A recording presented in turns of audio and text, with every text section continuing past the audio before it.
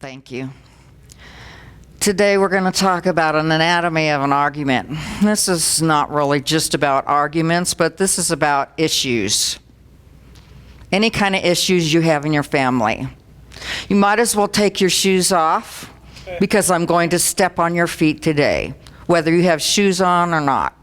You might as well accept the whole brunt of it. But the whole thing is literally about communication and issues and why families break down. Why families break down. Why churches break down. Why businesses break down. Why... Are you with me? Okay, let's go. So the very first thing, it's a man. His name was Karpman. Da-da. That was a hard one. There's your history right there. And he found this to be true and helpful in all of his work in psychiatry. And so it's a dysfunctional drama triangle. So the first thing that we have, go ahead. First thing, you have a victim. Now the victim is helpless, many times pathetic. This person has the attitude of poor me, self-pity. They're usually resentful people, overly sensitive. They blame others. They take no responsibility. They feed off others. They're almost always wounded. They kind of get into a martyrdom syndrome. They think they're innocent, though. It's interesting. So they do it. Some people do it consciously. Some people do it unconsciously. All right. So it's just one of those roles where people just constantly do it. These people, you don't want them around money. These people are the ones, you need to love me no matter what I do. Love me no matter what I do. I'm going to have this up a lot of times. There's a lot more coming, so just hang on to your phones. Let's go to the next one, Diane. Let's go. So you can't have a victim unless you have a persecutor. Okay? And then we always put the victim on the bottom because they always feel like they're on the bottom. Are you with me? Still with me? All right. The persecutor is the person that's seen as the bad guy. The perpetrator. They're usually an authority figure. It could be a parent, a boss, a teacher, a priest, policeman. They usually see what's wrong. They appear powerful, and they usually assign blame. Okay, the third one is the rescuer. This is the one we think is the good guy, the hero, the caretaker, the person who thinks he's helpful. The martyr, the one that suffers. I am a savior. They're self-sacrificing, usually overstressed, and an enabler. Okay, let's go to the next part. Now, there are two other people involved. Okay, the first one is the neglector. I'll talk about that one more in depth because right now we're talking about the triangle, and the next one is the outside guy. All right, now let's go on. All right, now, what do we find in this triangle? We'll talk about that in just a minute, but a lot of times people go, this isn't really true. I mean, the first time I heard it, I go, really? Is this really? It's totally in our culture. It is so bad in our culture. In fact, when I was a child, one of the very first little melodramas that we ever had to do in church, mind you, was the Dudley Do-Right. How many remember? Okay, yeah, absolutely. And so the persecutor would go, you must pay the rent. You must pay the rent. And then the little victim, I can't pay the rent. I can't pay the rent. And the persecutor, you must pay the rent. You must pay the rent. I can't pay the rent. I can't pay the rent. I'll pay the rent. My hero. That's our very first melodrama in church. Are you ready for that? I remember every line. All right. And it's true. We watched Cinderella. Cinderella's the victim. The stepsisters and the stepmother, they're the persecutors. And who has to come? The prince. Isn't it? It's always this way. Okay, so what do we find in this triangle? Let's talk about the triangle. And it's in our culture everywhere. We're teaching our children this. We live this in our families. We have it in our work. Okay, so go on. Let's go. We have our victim, we have our persecutor, and we have our rescuer. Go on. So we'll find that all of these are interchangeable. One moment. Okay, I have my new pointer. Dun, dun, dun, dun. Okay, there it goes. Okay, this is a big one. All right. See, you didn't like the little red one, so now I got a big one. Okay, now these are interchangeable. One minute somebody can be the rescuer, but the next minute they can be the victim. One person can be the persecutor, but the next moment they could be the victim. So these positions are interchangeable. We find out in the midst of this triangle that there are hidden agendas. With me? In this, especially between these two, you'll find a lot of guilt, lies, and pain. A lot. With me? You'll find out that these are all codependent. Not the other two. We'll talk about them in a minute. And you'll find that this is very time consuming. There is a lot of energy that is wasted in a Karpman's triangle. It's wasted time. It's nothing but guilt and lies and pain and hurt, but it's time consuming. It's counterproductive. It does not help. It does not work. Everyone is stuck in it. Hurt, angry, it's a lose, lose, lose situation. With me? Still with me? Okay, let's go on. So the victim, we'll go into a little bit more here.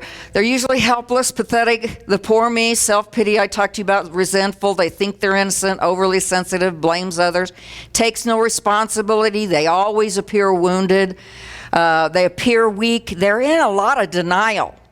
Victims are usually in a lot of denial, all right? They always say, you got to love me no matter what.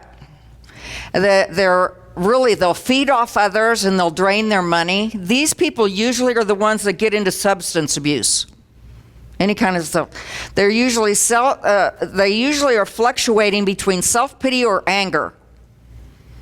One minute it's self-pity, and the next minute they'll be angry, and you're just kind of like, whoop. And the next minute they'll go back to self-pity, and then they'll go back to angry. I know I'm giving you a lot of information right now, but hopefully you can start seeing this, all right? It's usually a damsel in distress that needs a knight of shining armor. Let's go on. Now, we ask the question, who could this be? Who functions in this more than other people? Children. Many times in homes, children become the victim. Females are more given to be, okay? The elderly.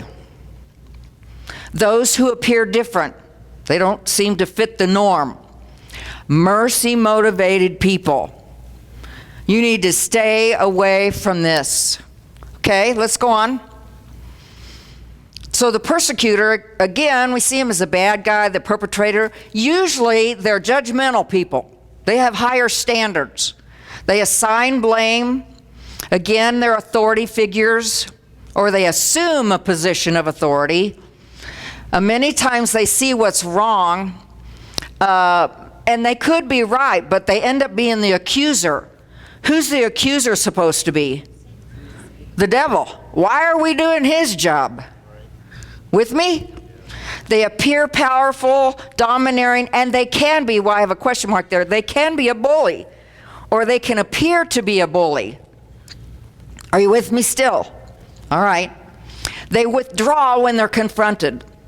So these people are usually right out there, or if they don't like what they've heard, they back off and withdraw.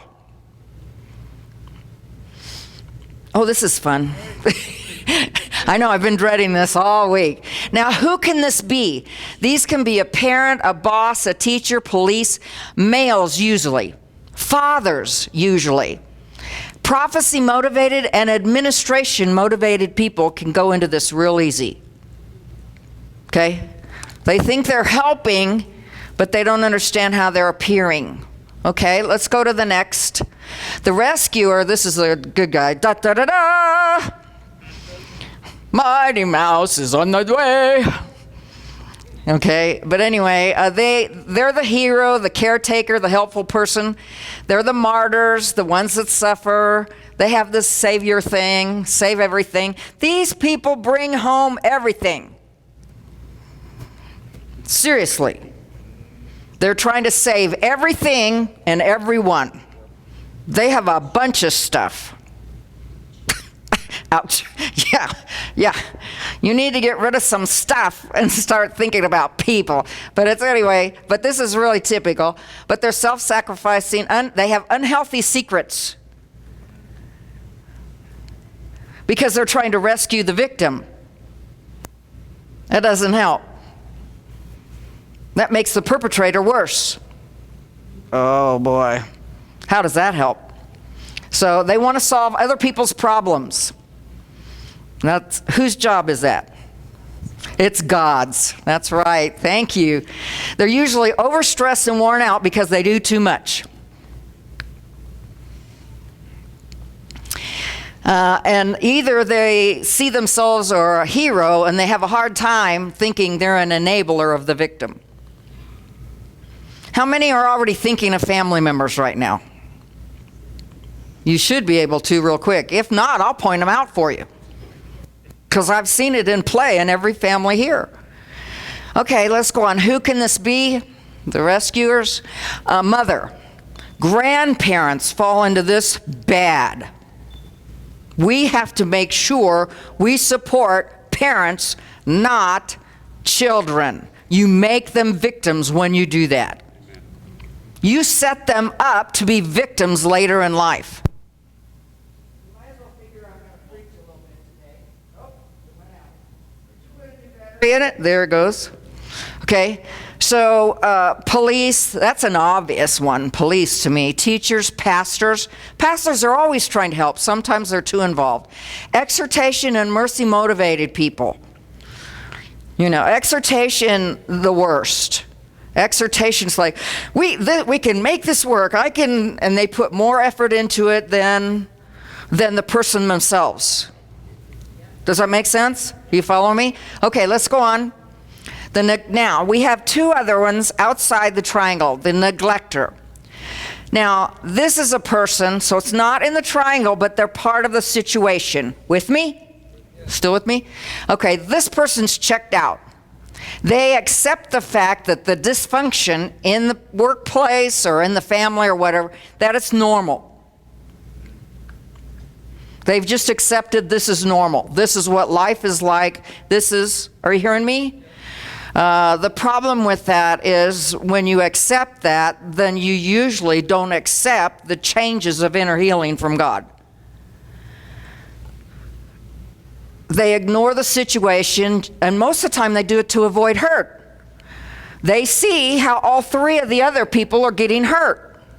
They don't want to be hurt, so they ignore it. Does that make sense? Usually, when the neglector out of the triangle, usually somewhere it will cause them anger, trauma, and a fear of abandonment. This person withdraws from the family connections to meet needs outside of the home. They can appear cold and rejecting.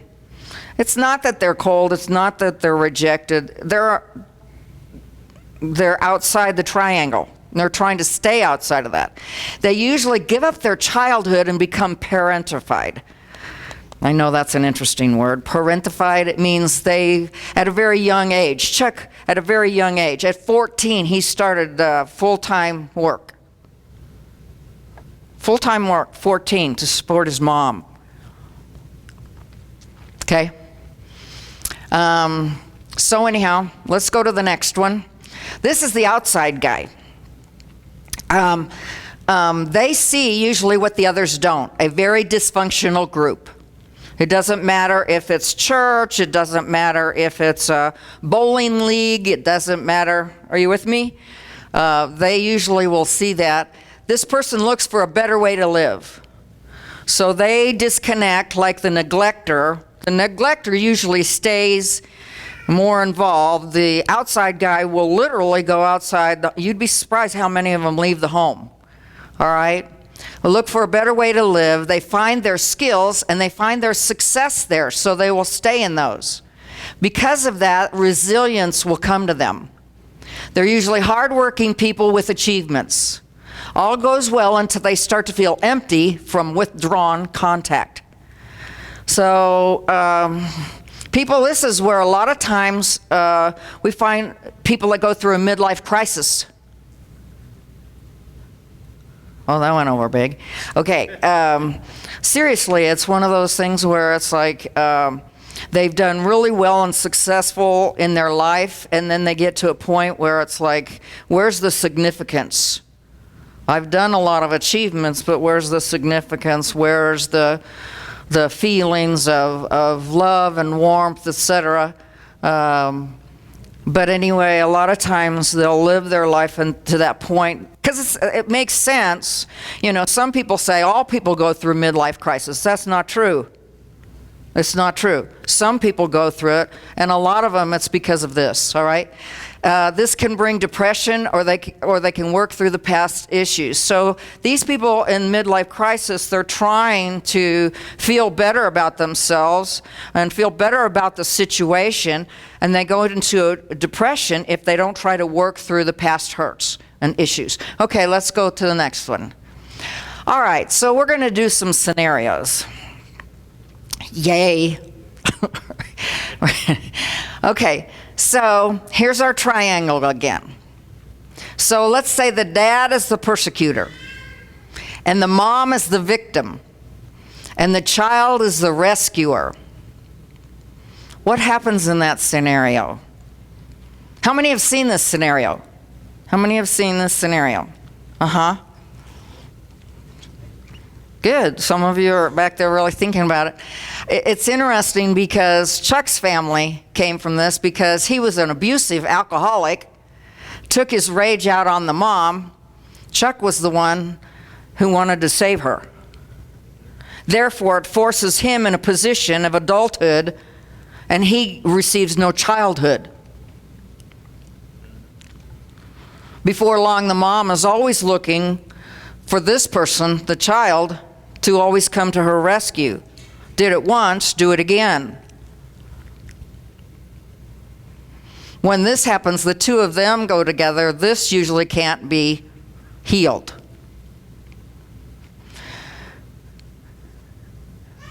It's such a quiet day. God said, let's be quiet and be peaceful.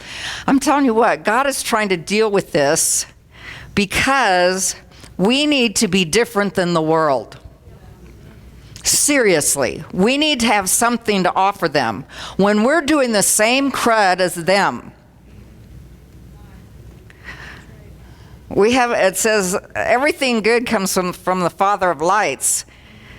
God does not want us to offer the world a dysfunctional church, dysfunctional families, dysfunctional financial groups, dysfunctional. He's saying we should be out of dysfunction. Let's go to the next one, Diane, please. So the next one, so both of the parents are the persecutor. Oh, they got a kid that's, okay, a kid that, so the daughter's the victim. So say she got pressured into going drinking. Am I okay with saying that? I hope I'm not stepping on too many toes. But gets pressured into, and of course she wants to be accepted, so she gives in thinking she can't be either one of these. It's like, no, I can't tell the group no. That would be this one. And I have no way of saying, hey guys, let's get away from this and take a carload of people out. Being a high school teacher, I've seen this many times. It's like so-and-so had no ride, so they get in the car where the guy's drunk, and they flip the car, 2 or 3 kids die. Usually every 3 years, we had a carload of kids die at the high school. And then the grandma comes into the scene. And the grandma's trying to rescue this one. All right? Now, it's interesting because, oh my gosh, have I seen this one a lot. These two will confide and get real thick, and they'll have their own little things. This one, the grandma, before long, will start hinting around to the daughter, yeah, they're too hard on you, they're too mean, they're too whatever.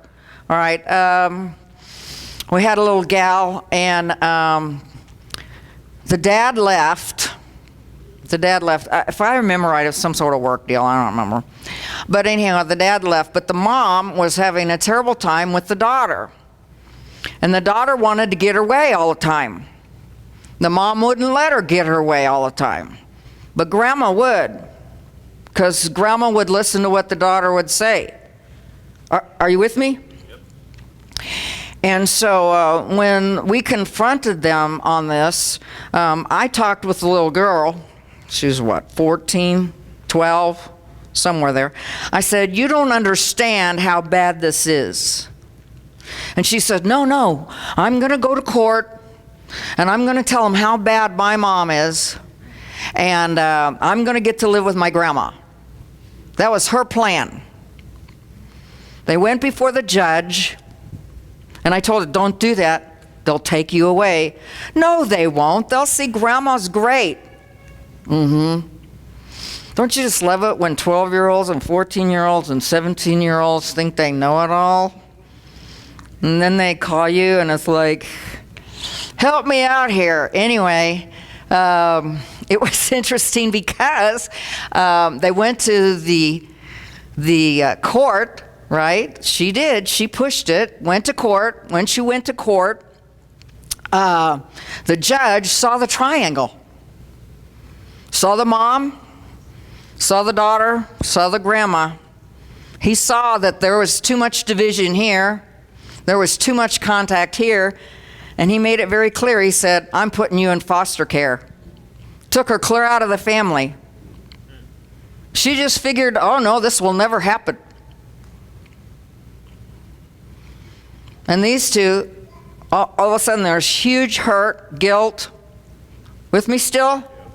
All right, let's go to the next one. Oh, here's one. So the police are the persecutor. All right? And say your husband's drinking and he's drinking and driving. Did anyone say commercial where the policeman pulls a person over and the car is full of liquor with olives bouncing all around? And I was going, boy, you can't miss that, what they're saying symbolically. But anyway, so the police pulls your husband over. He's been drinking. And the wife comes to the rescue, okay? And she comes to the rescue because she sees the husband as a victim. My poor husband. There's no acknowledgement of truth. That's the problem in all of these. He makes it very clear. The truth will set us free. But you have to have the truth first before you can be set free. All right? And the next thing you know, she's helping him with his drinking. She lets him stay out longer. She doesn't check to see if there's anything in the house or anything in the car, or if he's hiding stuff, oh, I need to go out for a walk. Goes to a walk, goes to the liquor store, comes back, hides the liquor in the big oak tree that's on the side of the house. Nothing's in the... Seriously. I mean, I can give you example after example after example. Let's go on to the next one. Okay, so here the husband is the persecutor. The child is the victim. The wife is checked out. Okay, so the wife now is not the rescuer. Are you with me? Okay. So the wife is checked out. The wife is like, well, that's just how my husband is. That's just his personality.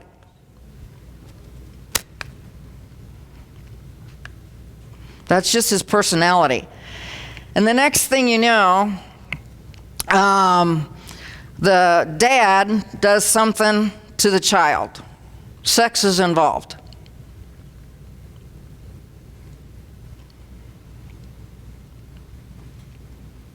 Now it's interesting because the mom is checked out, so she doesn't want to rescue. It's interesting here too, because it becomes a little bit more complicated. We as wives, when our husband has done something with someone else, that person becomes the other woman. With me? And we are taught from the very beginning to always hate and despise the other woman. When the other woman is your daughter, now the wife is in conflict.